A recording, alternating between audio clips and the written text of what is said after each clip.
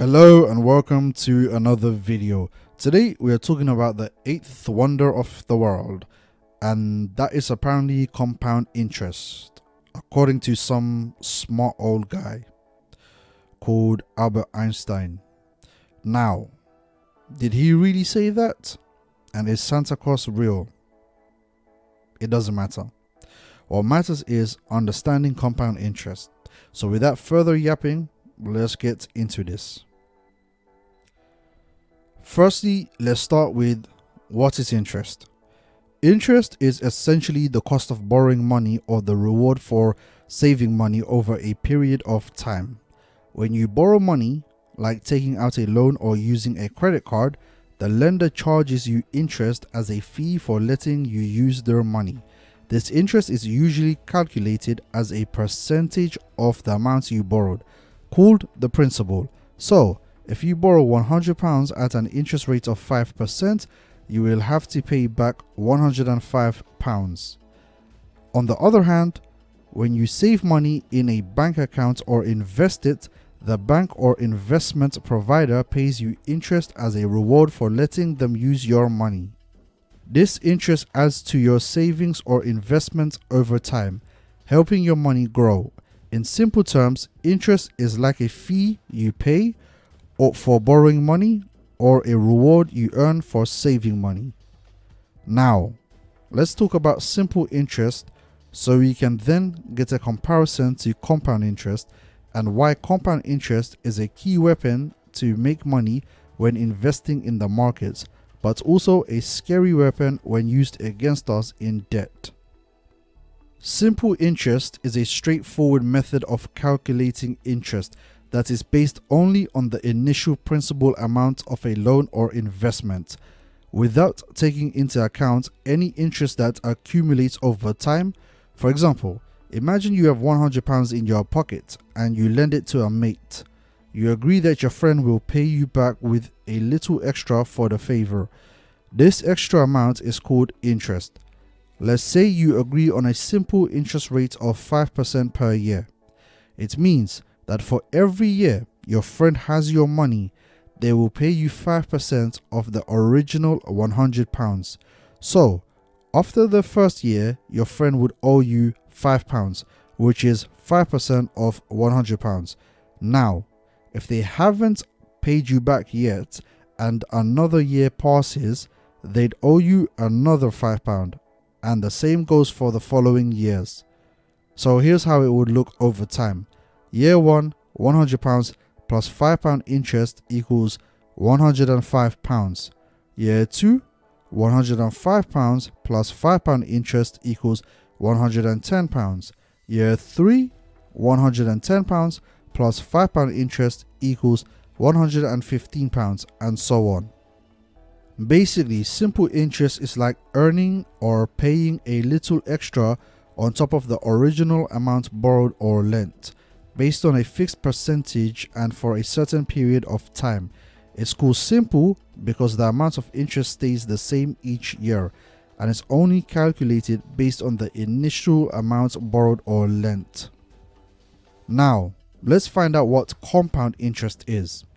Compound interest refers to the principle that when you save money, as well as earning interest on the savings, you also earn interest on the interest itself. Therefore, every year that the money is in your account, you are earning interest on each previous year's interest. This means that not only are your savings growing over time, but that the rate at which they grow gets faster as well. We can see this in action by taking some basic figures. For example, if you deposited £1,000 at a rate of 10%, at the end of the year, you would have £1,100, equaling £100 of interest earned. The following year, you would earn £110 in interest, 10% of the original capital and 10% of the year one interest. The next year would be £121, and so on. It's like a snowball rolling down a mountain. It starts the size of a small rock, but every rotation picks up a bit more snow until it is the size of a boulder when it reaches the bottom. But remember that the same can apply to money you borrow too, with the snowball effect making your debt larger. So you could end up with either a boulder-sized pot of cash or a boulder-sized pot of debt to repay. Now, the rate at which compound interest, or compounding as it is known, accumulates also depends on the frequency of interest payments. If the interest period is not annual, but it is instead biannual or quarterly or monthly, then the total amount of interest paid across the year will be higher. This is because interest is being paid on interest accumulated in those smaller periods. Why compound interest is powerful? The concept of compound interest is powerful because even if you do not add to your savings, they can continue to grow. Over a long period, this can create a huge difference and explains why, when it comes to savings advice, so many experts will tell you to start saving early. If a person was to start saving £100 a month at the age of 30 and continued until they were 60, they would have saved, with 10% annual interest, a sum of £217,000. However, if they started saving £100 a month at the age of 20, stopped when they were 30, and left the money in the account until they turned 60, they would have accumulated roughly £367,000. That is the magic of compound interest. This example shows that saving for 10 years can be more profitable than 30 years if you start earlier. Although the example above is quite a simple hypothetical one, which you can replicate yourself by using a compound interest calculator, real life cases can potentially see a similar effect. In reality, there are other factors such as inflation, fluctuations in interest rates, and withdrawals/deposits which will affect how your savings grow. How compound interest works with credit cards. Although compound interest can provide huge benefits for savers, the concept also applies to interest paid on debt. When you make repayments on a credit card, you will be paying back interest on the original debt, but also on the interest that is accrued. In the same way that a small amount of savings can grow over time without additional deposits, a small debt can also grow without any further expenditure. The concept of compound interest is not that complex, but it is possible to underestimate just how big its effects can be. This may be a pleasant surprise when your savings grow faster than expected, but could mean that people taking on debt do not realize the total amount they will have to pay back. This is why it is important that before taking on debts, you fully understand how the interest repayments work and are clear on different types of interest rates. How does interest work on savings and investments? If you are saving or investing, compound interest will increase the amount by which your money grows every year. This is because every year there is a larger sum to earn that interest. This can only work if you invest for growth, which is when you leave your money invested for a number of years.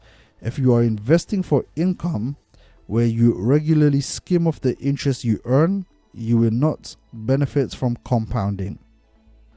Now, here are 7 compound interest investments and accounts that will help you earn more money. 1.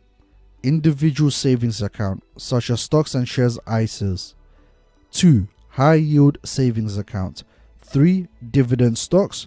4. Exchange traded funds ETFs. 5. Real estate investment trusts REITs. 6. Certificates of deposit CDs. 7. Fixed income securities such as treasury bills, notes, and bonds. Now, let's look at how you can start taking advantage of compound interest. 1. Save up 3 months of outgoings and pay off expensive debt. Before you dive into investing, it's essential to clear off any high interest debts and have a cushion of savings that covers 3 months worth of expenses. This ensures that your investment money is separate and secure, ready for future needs without tapping into it unexpectedly. Plus, the longer you keep your money invested, the more it can grow through compound interest. 2. Long-term horizon. Having a long-term plan is crucial in personal finance. The earlier you begin saving and investing for the future, the better. Having a long-term horizon means you can afford to take more risks with your money, potentially leading to greater returns. It also helps you weather short-term ups and downs in your investments. This approach can significantly boost your savings over time and may significantly improve your retirement income. 3. Avoid expensive management fees and hidden charges. Steer clear of costly management fees and sneaky charges. The larger your investments, the more compound interest can do for you. If you're shilling out big bucks for a service that isn't delivering the returns you expect, you're essentially hampering your own gains. High fees eat into your investment, leaving less money to grow in the market. 4. Set up a direct debit. Don't wait until you have a big chunk of money to begin investing. The earlier you start, the better. A simple way to stay on track is by setting up a direct debit for your investments. This method helps you avoid getting caught up in market fluctuations. Plus, it allows you to benefit from pound cost averaging, or otherwise known as dollar cost averaging, which can boost your returns by spreading out your investment payments over time. 5. Reinvest everything. Make sure to reinvest all your earnings. The total amount you've invested and how long you plan to keep it there really matter for compound interest. Reinvesting any dividends or interest helps your money grow faster, so you can enjoy the perks of compounding sooner.